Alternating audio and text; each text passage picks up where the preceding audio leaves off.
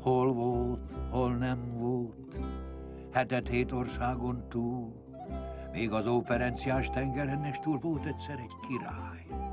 Annak volt egy olyan szép leánya, hogy olyan szépet még festeni se lehet. No, de már eladósorba került a leány, és azt mondja a király, hogy annak adja feleségül, aki közi odahanyít egy almát, és azt kikapja. Esze is győltek a királyfia, hercegek, grófok, válogatott cigánlegények. Lehanyította a király kisasszony az almát, de kikapni egy se tudta. Egyszer honnat nem, oda vetődik egy legényke. Megint elhanyítja a király kisasszony az almát, és az a legényke úgy kikapta, mintha egyenesen neki hanyította volna. Na, a királynak nem erőst tetszett ez a dolog, hogy pont ez a jött-ment, hát ez legyen az ő veje. Hallod, de édes fiam, nem tudom ki fia, milyen vagy? Elkaptad az almát, de ki kell állni még egy próbát. Vannak nekem nyúlaim, azokat őrözd meg. Ha meg tudod őrözni, akkor jó, de ha nem, akkor a fejedet levetetem. Hát búsult a legényke, hogy tudja ő megőrözni azt a nyulakot, mikor nyúlpásztor még sose volt. Honnat nem, ott került egy öregasszony. Azt mondja, ne búsuljál, édes fiam, adok neked egy sípocskát, és mikor kimész a legelőre, csak fújjál bele, és meglátod, hogy nagy hasznát veszed. Megesköszönt a legényke a sípot, zsebre tette.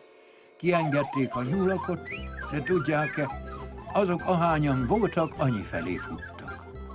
Belefújt a legényke a sípjába, hát úgy sorakoztak a nyúlak, mint a katonák, szép sorjában.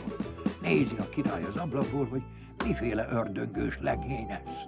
No, azt mondja a király a leányának, hallod, de édes leányom, öltözél fel szegény leánynak, s vegyél egy tarisnyát, s menjél kis kérjél a legénytől egy nyulat, hogy este, amikor behajt, egy hiányozzon. Felöltözött a király kisasszony, és egy tarisnyát vett a hunya alá, és elment ki a mezőre.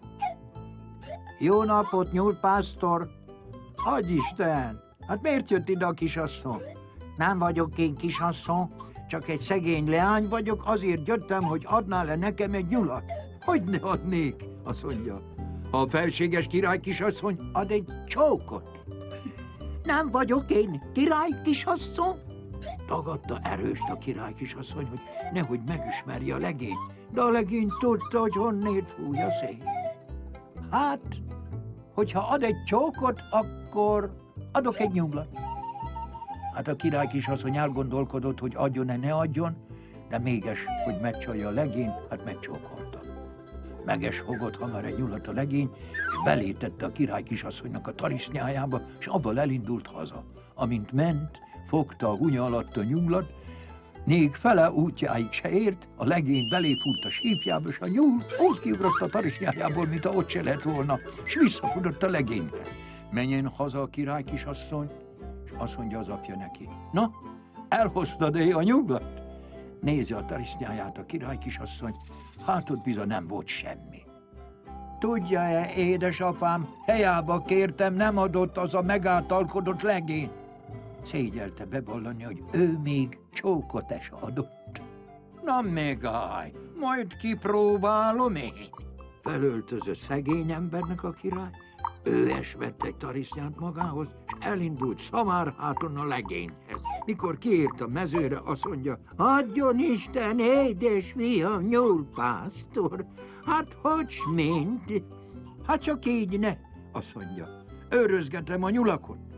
Hát édes fiam, meg kéne szányás, hagyjál nekem egy nyulat, azt mondja, mert erős szegény vagyok, és beteges, és erős kívánom a nyúlhúst. Hát adok én szívesen, ha megcsókolja a szamarának a farkát. Hát elgondolkodott a király, mit tudjon csinálni, és hát ő megcsókolta a szamarának a farkát. Na hát, neki eskedett a legény egy nyulat, és avval a tarisznyát bekapta a hunya alá, felült a szamárra, és elindult vissza. De még fele útjáig se ért, A legény a sípjába beléfut, és a nyúl úgy kiugrott a tarisznyájából, mintha ott se lett volna. Menjen haza a király, bontsa ki a tarisnyát, hát a nyúl sehogy sincs. Azt mondja a leánya. Na, édesapám, hozott te nyulat? Hozott a fene, nekem se adott. Hát este lett. Nézi a király az ablakból, hogy a legény sorakoztassa a nyulakat szépen mind béfelé. És mint a katonák. Csak sorba a nyulak hiánytalanul mind hazajöttek.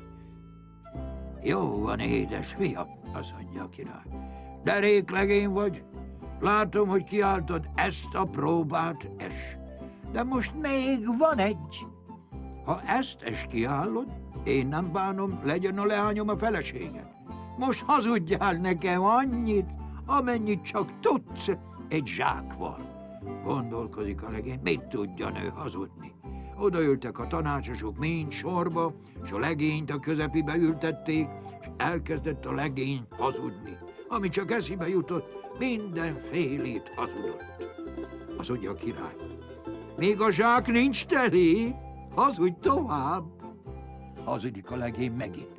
Tudják-e, amikor én nyúlpásztor voltam, kijött a király kisasszony, hogy adjak neki egy nyulat, és ad egy csókot.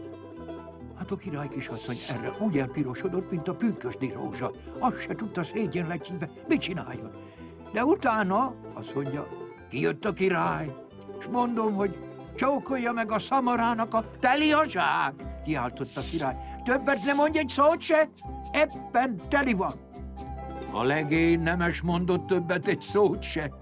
Így hát feleségül adta a király a nyúlpásztorhoz a leányát, s békességben vigan éltek, és aztán, mikor az öreg király meghalt, ő lett a király, de áldotta es az ország. És még ma es jó volna lehet, ha élne. Itt a mese vége.